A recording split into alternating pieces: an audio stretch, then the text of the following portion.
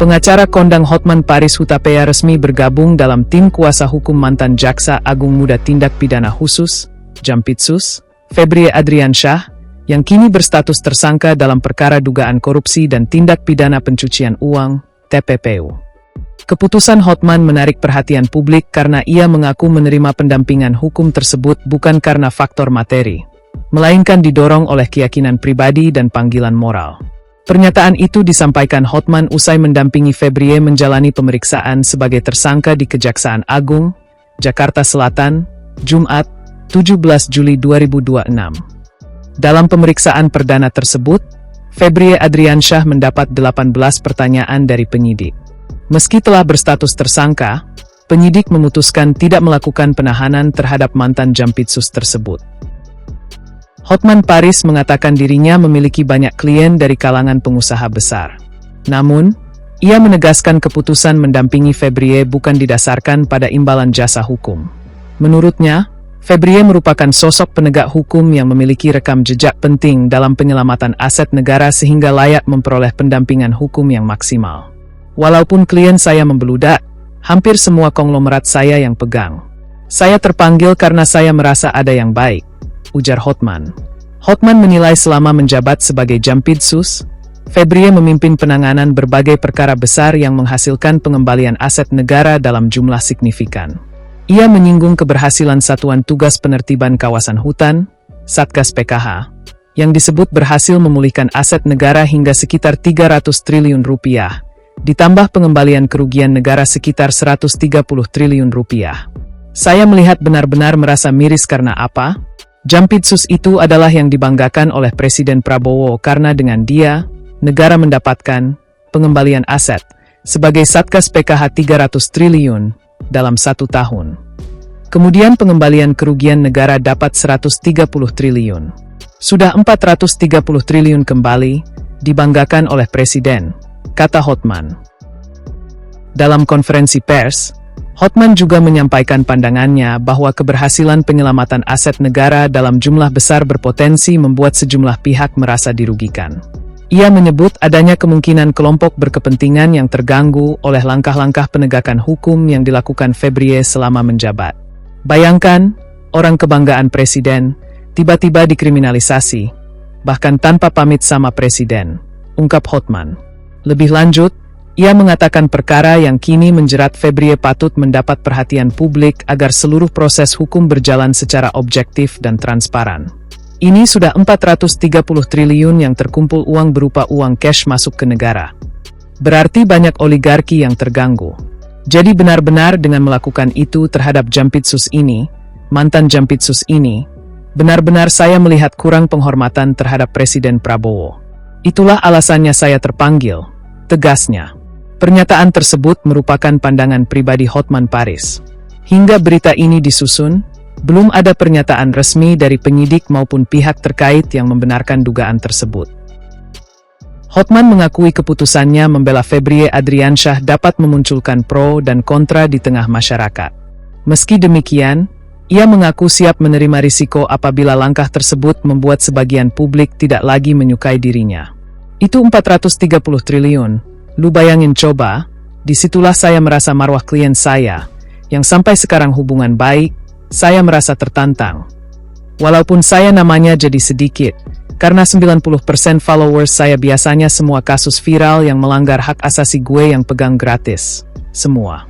Mereka kalau ke Komnas HAM enggak laku, tapi kalau saya yang viralkan boom boom boom. Ungkapnya. Menurut Hotman, setiap orang berhak memperoleh pendampingan hukum yang adil tanpa memandang status maupun perkara yang dihadapi. Salah satu pernyataan Hotman yang paling banyak mendapat perhatian adalah pengakuannya bahwa ia tidak menerima bayaran dalam mendampingi Febrie Adriansyah. Ia mengatakan tarif jasa hukumnya memang dikenal tinggi, namun dalam perkara ini ia memilih memberikan bantuan hukum tanpa mengharapkan imbalan. Saya tidak mengharapkan uang dari Jampitsus ini karena saya tahu tidak mungkin dia bayar saya mahal. Tarif bayaran saya super mahal di Indonesia. Itulah background-nya biar tahu, ujar Hotman.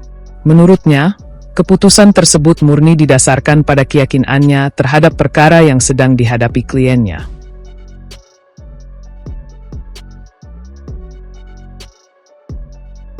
Itu seorang kebanggaan dari ini, dia tinggal foto ini, kebanggaan dari presiden. betul, Dan sudah mengembalikan ke negara 430 triliun.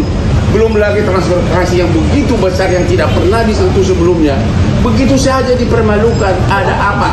Tanya, makanya malam ini kalian langsung ke Mabes Polri. Tanya kepada Kapolri, hei kenapa nggak nanya Pak Prabowo dulu sebelum melakukan ini terhadap tangan kanan dari yang dibanggakan oleh Presiden Prabowo. Tanya. Saya baru tahu tidak ada izin. Coba bayangkan coba. Marwah Bapak Presiden yang ada laki-laki saya 25 tahun sama adiknya Hasim, saya tidak rela karena saya seorang pengacara, saya bebas ngomong. Jangan tanya saya cari muka, saya tidak butuh uang-uang lagi, saya sudah kaya raya. Ya, dan semua klien saya konglomerat tanya semuanya. Perkara bisnis di Singapura, semua gue yang pegang kalau dari Indonesia. Kemudian benar-benar saya merasa selama saya di Opname, saya kok presiden digituin? Padahal banyak video-video dari presiden saat membanggakan uang hasil temuan dari Jampitsus, tentu dengan atasannya Jaksa Agung. Inilah, Anda sudah tahu itu, berpuluh-puluh triliun. Kok bisa orang yang tangan kanannya ini begitu saja dipermalukan, melanggar KUHP? Kalau ada yang mengatakan itu tidak melanggar KUHP, ayo kita sama-sama robek segala terjadi hukum kita. Benar-benar KUHP itu tidak dipakai sama sekali. Ya, benar-benar saya merasa kok presiden digituin, padahal belum ada zaman dulu pun sejak dari SBY, dari mulai Jokowi, kejaksaan ratusan triliun, udah 430 triliun uang cash masuk ke kas negara. Belum lagi transaksi itu bisa ribuan triliun. Dan siapa yang melakukan ini? Jampitsus Febri. Kok kenapa langsung lebih rendah dari tukang ayam, lebih rendah dari pencuri ayam? Andalah yang tahu apa backgroundnya. Ya, ada lagi? Bakal pra-peradilan berarti Bang, terkait pelanggaran KUHP itu tadi. Apa? Bakal pra-peradilan nggak? Emang lu fakultas hukum udah jelas lah, nggak usah pakai pasal berapa.